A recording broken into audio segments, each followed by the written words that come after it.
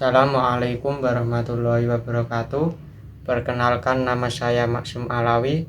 Pada kesempatan kali ini kita akan membahas tentang masa depan kecerdasan emosional dan spiritual dalam pemasaran.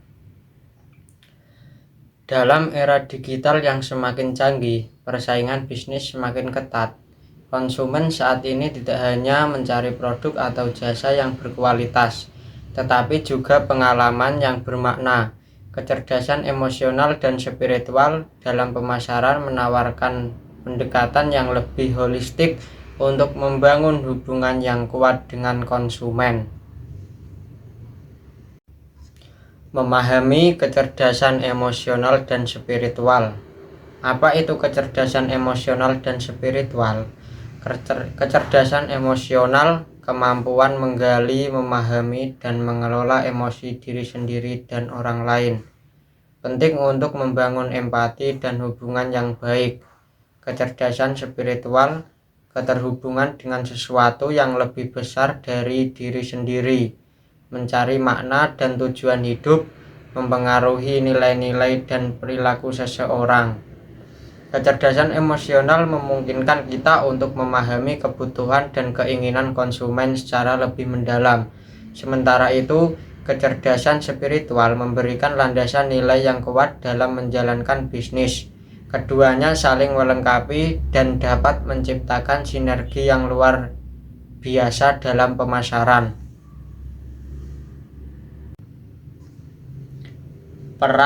Peran kecerdasan emosional dan spiritual dalam pemasaran. Mengapa kecerdasan emosional dan spiritual penting dalam pemasaran?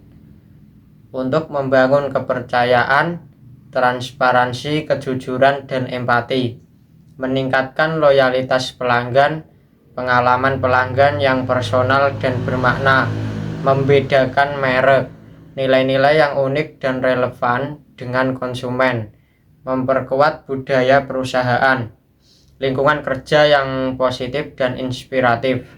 Dengan menerapkan kecerdasan emosional dan spiritual, kita dapat membangun yang lebih mendalam dan berkelanjutan dengan konsumen.